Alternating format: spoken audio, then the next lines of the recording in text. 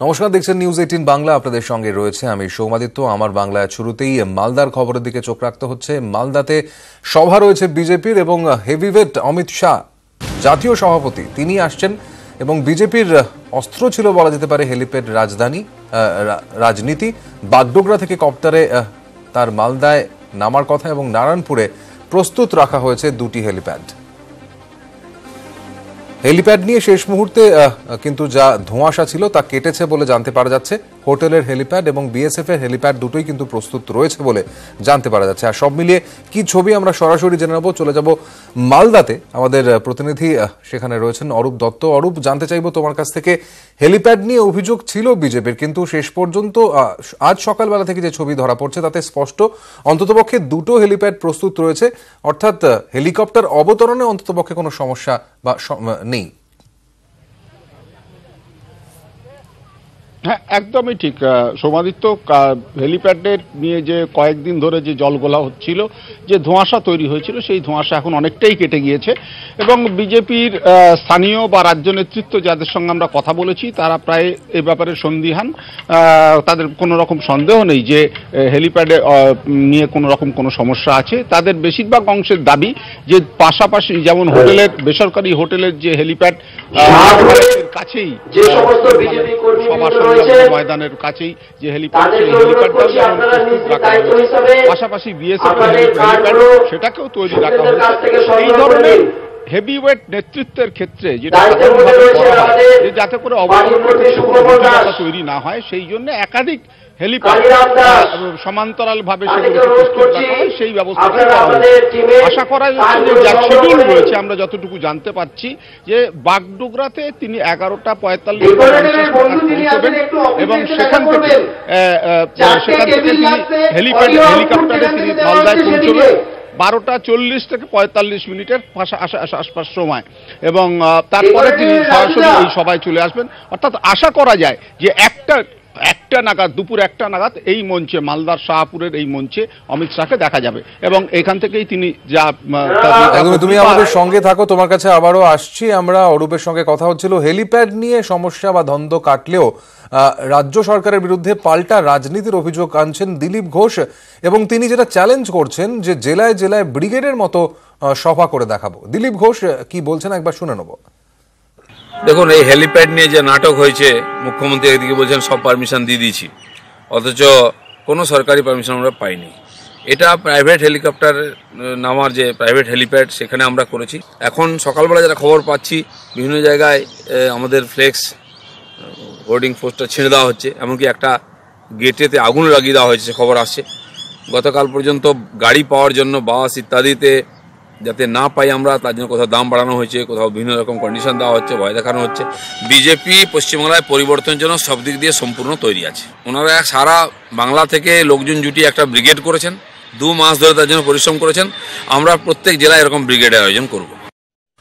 প্রত্যেক জেলায় ব্রিগেডের আয়োজন করবে, ব্রিগেডের মতনই লোক আসবে, এমনটাই চ্যালেঞ্জ আজ অমিত শাহর সভার আগে দিলীপ ঘোষের। আমরা শুনছিলাম অরূপ দিলীপ বাবুর বক্তব্য, কিন্তু এতটা আত্মবিশ্বাস তিনি পাচ্ছেন কোথা থেকে? কারণ আমরা জানি যে প্রধানমন্ত্রীর ব্রিগেড সভা শেষ পর্যন্ত লোক হবে কি হবে না সেই দ্বন্দ্বের মধ্যে দিয়ে কার্যত তাদের বাতিল করতে হচ্ছে, এমনটাই অভিযোগ উঠছে রাজনৈতিক মহলে। সেই জায়গা থেকে এই কথাটা বা এরকম চ্যালেঞ্জ কিভাবে ছুড়ে দিচ্ছেন? আজকে কি কোনো বিশেষ চমক রয়েছে?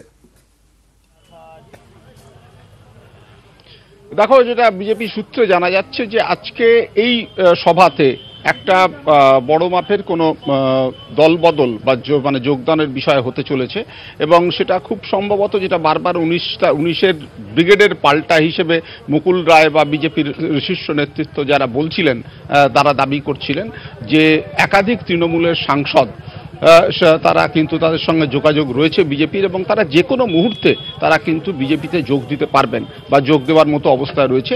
আমাদের যেটা অনুমান যে যেহেতু 19 তারিখের ব্রিগেডের পরে 8 তারিখের যে পাল্টা ব্রিগেড, সেই ব্রিগেড কার্যত এখন ভেস্তে গেছে এবং সেই ব্রিগেড এখন কবে হবে তার কোনো নিশ্চয়তা নেই এবং অমিত শাহর যে শারীরিক পরিস্থিতি, সেটাতেও তিনি কতটা এই যে 5টা সভা সেটা কতটা করতে পারবেন সেটা নিয়েও যথেষ্ট সংশয় রয়েছে। ইতিমধ্যে বেশ কয়েকটি সভা বাতিল হয়ে গেছে গেছে, প্রধানমন্ত্রীর সফর নিয়েও খানিকটা অনিশ্চয়তা রয়েছে।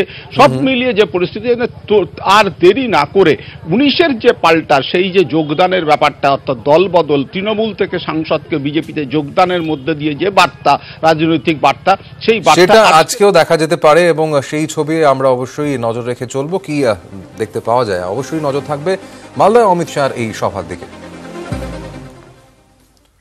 আসি পরের খবরে। পাহাড়ের উন্নয়নের জন্য রাজ্য সরকার করবে, এজন্য দিল্লির কাছে দরবারের প্রয়োজন নেই। উত্তরবঙ্গ উৎসবের উদ্বোধনে পাহাড়বাসীকে এই বার্তাই দিলেন মমতা বন্দ্যোপাধ্যায়। গতকাল শিলিগুড়ির কাঞ্চনজঙ্ঘা স্টেডিয়ামে উৎসবের উদ্বোধন করেন মুখ্যমন্ত্রী। সম্মানিত করেন বিভিন্ন ক্ষেত্রে উত্তরবঙ্গের 8 জেলার কৃতীদের। আগামী 3রা ফেব্রুয়ারি পর্যন্ত চলবে এই উৎসব। গতকালই শিলিগুড়ি থেকে দার্জিলিং পৌঁছন মুখ্যমন্ত্রী। আজ পাহাড়ের বোর্ডগুলির সঙ্গে বৈঠক করবেন, তারপর প্রশাসনিক বৈঠক করবেন জিটিএর সঙ্গেও।